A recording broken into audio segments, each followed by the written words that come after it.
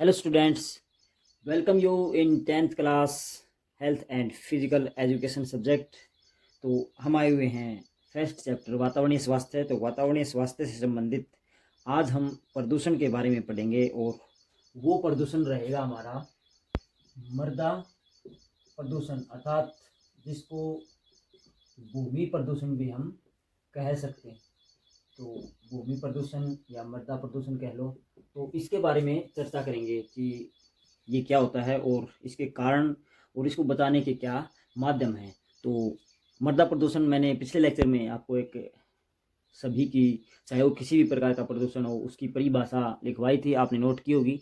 तो उसी में से आपको बनाना है कि भौतिक, रासायनिक व जैविक स्तर पर जो अवांछनीय परिवर्तन होता है वो मानव और जो अन्य प्राणी जगत है उसके लिए हानिकारक सिद्ध होता है। तो मृदा प्रदूषण में भी हम प्रदूषण के आगे मृदा लिख देंगे तो वह मृदा प्रदूषण की परिभाषा बन जाएगी। तो परिभाषा से आगे बढ़ते हैं। मृदा प्रदूषण, इसके कारण जान लेते हैं कि इसके कारण क्या क्या हैं। कुछ कारण प्राकृतिक होते हैं, जैसे ज्वालामुखी, भूस्खलन या आंधियाँ चलती हैं। तो वह जो मिट्टी में एक प्रकार से वांछनीय या जरूरी जो तत्व होते हैं उनके साथ छेड़छाड़ कर देता है और उस कारण जो उनकी संरचना है वो गड़बड़ा जाती है, जिसको हम प्रदूषण का नाम देते हैं। तो बारी बारी से हम इन सब पर चर्चा करेंगे। कुछ मानव निर्मित हैं, कुछ प्राकृतिक भी हैं। तो नंबर 1 पर मैं लिख रहा हूँ तेज आंधियाँ। तो जब तेज आंधियाँ चलती हैं तो मिट्टी की जो ऊपरी परत होती है वो अपने साथ उड़ाकर ले जाती हैं, जिस कारण जो मिट्टी की उपजाऊपन होता है या उसमें जो पोषक तत्व विद्यमान होते हैं वो आंधी के साथ उड़कर चले जाते हैं वहाँ से। तो इस कारण जो भौतिक संरचना है, जो रासायनिक संरचना है, वो मिट्टी की गड़बड़ा जाती है और जिसको हम प्रदूषण का नाम देते हैं। तो तेज आंधियाँ भी प्रदूषण का एक, जो भूमि प्रदूषण है उसका एक कारण है। नंबर 2 पर हम लिखेंगे भूस्खलन।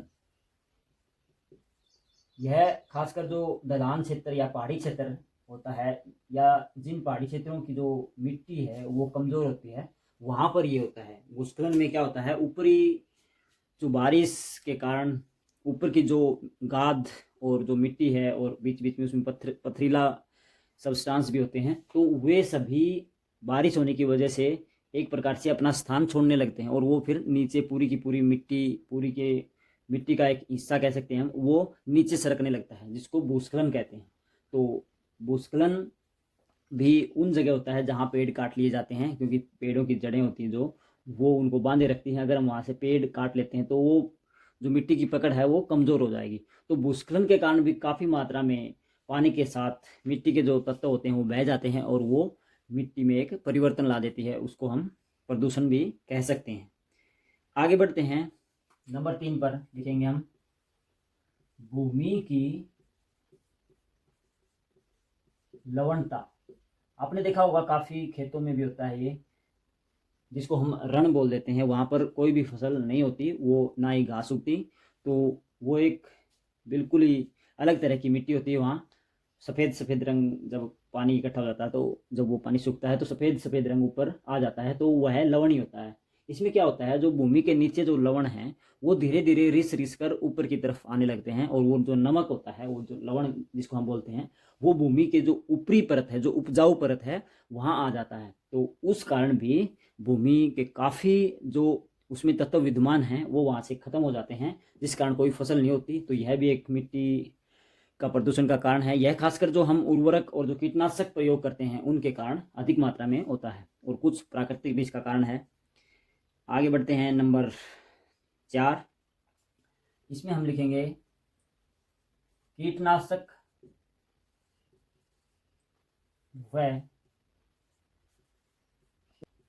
तो कीटनाशक और उर्वरकों के कारण भी जो उपजाऊ मिट्टी है उसमें केमिकल डालते हैं हम, जिस कारण उसकी जो संरचना होती है, जो एक प्राकृतिक भूमि की संरचना होती है, वो भी बिगड़ जाती है, गड़बड़ा जाती है। तो कीटनाशक और उर्वरकों के द्वारा जो मिट्टी का सही रूप है वो खत्म हो जाता है। और इसके अलावा हम कह सकते हैं जो मिट्टी में प्राकृतिक रूप से जो कीट या कीड़े विद्यमान हैं जो मिट्टी को सही करते हैं, वो भी कीटनाशकों के प्रयोग से खत्म हो जाते हैं, जिससे मिट्टी सही नहीं हो पाती और उसका जो एक प्रकार से जो केमिकल बैलेंस है वो गड़बड़ा जाता है। तो उसके कारण भी काफ़ी हद तक हमने मिट्टी को प्रदूषित किया है इनके छिड़काव के माध्यम से। आगे है नंबर 5 पर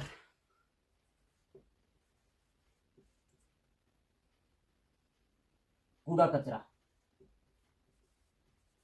तो जो भी कूड़ा कचरा है, औद्योगिक है चाहे वो रिहायशी है या घरों का है, तो कूड़ा कचरा जब हम बाहर फेंकते हैं तो मिट्टी में स्थान घेरता है। उसमें काफ़ी तरह के अलग अलग तरह के मटेरियल होता है जो ना ही गलते हैं ना ही सड़ते हैं, तो वो मिट्टी को एक प्रकार से प्रदूषित करते हैं।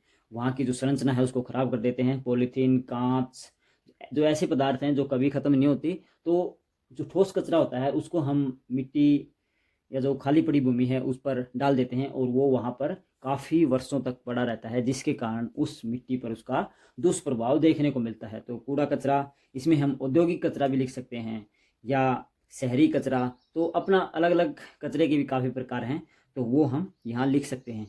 साथ के साथ जो औद्योगिक कचरा होता है वो काफ़ी मात्रा में भूमि को हानि पहुंचाता है, क्योंकि उसमें काफ़ी केमिकल पदार्थ होते हैं जो मिट्टी के अंदर चले जाते हैं और वो नीचे तक जो मिट्टी का एक बोतल है, जो पानी है, भूजल है, उसको भी खराब कर देते हैं, उसमें भी वो मिलावट कर देते हैं।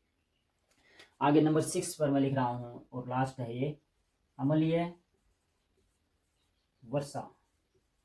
जब वायु में गैसें, रासायनिक गैसें अधिक मात्रा में विद्यमान होती हैं तो बारिश होती है उस जगह, तो वो उन गैसों को या उन कणों को अपने साथ नीचे ज़मीन पर पटक देती है और जब वो केमिकल या वर्षा के साथ घुल मिलकर ज़मीन पर आता है तो वह वहाँ की भूमि को प्रदूषित करता है। क्योंकि अम्लीय जो वर्षा होती है वो ना ही किसी कृषि में सहायक है और ना ही वह हमारे लिए अच्छी है, क्योंकि अम्लीय वर्षा एक खतरनाक वर्षा है। इससे काफ़ी रोग भी लगने की संभावना होती है। साथ के साथ जो जीव जंतु होते हैं उन पर भी इसका नकारात्मक प्रभाव पड़ता है। तो साथ के साथ जो भूमि है, क्योंकि वर्षा भूमि पर ही गिरती है, तो भूमि के जो केमिकल, जो रासायनिक संरचना है उसको यह खराब करती है। तो अभी हम कुछ कारणों से परिचित हुए हैं, तो आप इनको अच्छे से नोट करें। कारणों के द्वारा हम भूमि प्रदूषण को रोकने के जो माध्यम है, जो भूमि प्रदूषण को कैसे सही करें, तो उसके बारे में भी हम जान लेते हैं। तो भूमि प्रदूषण बचाव के माध्यम, तो कैसे बचाएं, तो वो भी हम थोड़े बहुत यहाँ पर लिखेंगे। बचाव के माध्यमों में क्या आएगा कि जो भी आंधियाँ चल रही हैं, भूस्खलन हो रहा है, वो किस कारण हो रहा है। तो सबसे पहले हम यही लिखेंगे कि अधिक से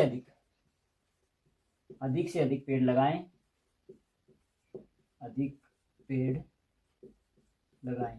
तो जब पेड़ लगाएंगे तो उनकी जड़ें हैं वो मिट्टी को बांधे रखेंगी, तो हवा के साथ मिट्टी के जो कण हैं, उपजाऊ कण हैं, जो ऊपरी परत है, वो वहीं पर रहेगी, जिससे भूमि के जो भौतिक तत्व हैं वो नहीं बिगड़ेंगे। तो इससे हम भूमि के प्रदूषण को काफ़ी हद तक रोक सकते हैं। उसके जो उसमें मिलावट आ रही है उसको हम रोक सकते हैं।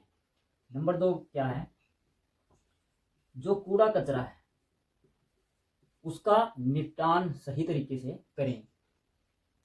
कूड़ा कचरा, या हम यहाँ पर लिखेंगे कूड़े कचरे का निपटान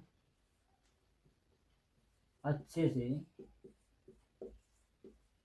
कि कूड़ा कचरे में काफ़ी तरह के मटेरियल होते हैं, काफ़ी तरह की चीज़ें होती हैं, उन चीज़ों को छाट कर हम उनसे कोई कुछ बाई प्रोडक्ट बना सकते हैं और उनको अलग अलग करके भी भूमि की हानि को बचा सकते हैं। तो कूड़े कचरे का निपटान होना चाहिए, चाहे वो औद्योगिक हो, चाहे वो शहरी कचरा हो, मानव मेड हो। तो जो भी कूड़ा कचरा है उसका अच्छे से निपटान करें। उनके लिए हम काफ़ी जगह प्लांट लगे हुए हैं, तो वे कूड़े कचरे को अच्छे से निपटाते हैं और उस कूड़े कचरे में से भी अपने उपयोग की जो चीज़ें होती हैं वो निकाल लेते हैं। तो वह हमें आर्थिक तौर पर भी फायदा पहुंचाएगा और एक भूमि का विनाश होने से भी बच जाएगा।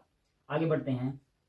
नंबर 3, जो भी संसाधन है वो अगर हम सीमित मात्रा से अधिक इस्तेमाल करेंगे तो एक प्रकार से भूमि की हानि होगी। तो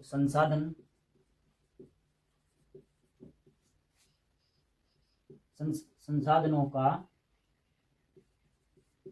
सीमित प्रयोग, क्योंकि संसाधन है जो कोयला है या जो भी पत्थर है, चूना पत्थर है, मैंगनीज है, लोहा है, तो जो भी संसाधन है या लकड़ी है, इमारती लकड़ी है जो वनों से हमें मिलती है, पहाड़ों से, तो संसाधन है जो भी हम प्रयोग करते हैं, अगर हम उनका दोहन करेंगे तो निश्चित रूप पर वह भूमि के लिए हानिकारक सिद्ध होंगे, क्योंकि अधिक मात्रा में अगर हम कोयला निकालेंगे तो अधिक भूमि वहाँ से कटेगी और वो भूमि किसी लायक नहीं रहेगी। या हम पेड़ों को काट देंगे तो निश्चित तौर पर ही भूमि वहाँ पर भूस्खलन या जो ऊपरी परत है पानी के साथ, हवा के साथ, वो बह जाएगी। आगे बढ़ते हैं। नंबर 4 पर, जो हम कीटनाशकों का प्रयोग करते हैं उनको भी कम करें। कीटनाशकों की अपेक्षा जो प्राकृतिक साधन हैं जो फसलों में प्रयोग हो सकते हैं उनका इस्तेमाल हम कर सकते हैं। तो जो कीटनाशकों का भी हम लिखेंगे सीमित प्रयोग,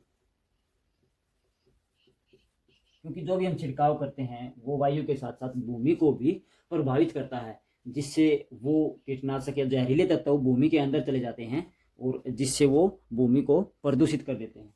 नंबर 5 पर हम लिखेंगे कि जो उद्योगों से निकलने वाला जो भी कचरा है उसका अच्छे से निपटान करें। तो उद्योगों से जो राख निकलती है वो भूमि पर ना गिरे, इस कारण हमें उनका भी उचित समाधान ढूंढना चाहिए। तो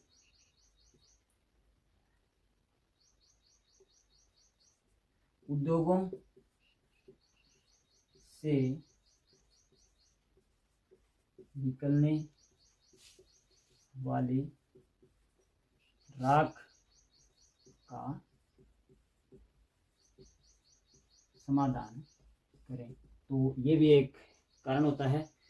इसके अलावा और भी काफ़ी सारे कारण हैं जो हम लिख सकते हैं कि अधिक मात्रा में पेड़ पौधे या घास लगाएं।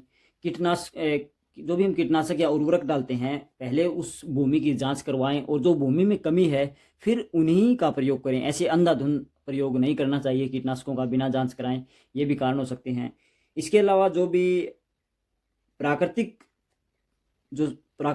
कारण हैं उन पर तो हमारा कोई कंट्रोल नहीं है, मगर हम अपने द्वारा किए गए जो भी कार्य हैं उनको कंट्रोल कर सकते हैं। जैसे जो उद्योगों में चिमनियां हैं वो अधिक मात्रा में धुआं छोड़ रही हैं जिससे केमिकल हवा में मिल रहे हैं और फिर वो बारिश से वापस ज़मीन पर आ रहे हैं। तो ऐसे हम संयंत्र लगाएं जिससे प्रदूषण भी कम हो और जो मिट्टी पर जो उनकी राख है, जो एक नकारात्मक प्रभाव डालने वाली जो भी समस्याएं आ रही हैं उनको हम कंट्रोल कर सकें। तो काफ़ी सारे कारण हैं, तो आप केवल इतने ही लिखें, ज़्यादा लंबा हम नहीं खींचेंगे इस प्रश्न को। तो हमने ये जाना आज मृदा प्रदूषण के कारण और जो बचने के, जो उसका बचाव करने के माध्यम हैं वो हमने पढ़े। तो आप इनको अच्छे से नोट करें, अच्छे से समझें। तो अभी के लिए इतना ही। Thank you.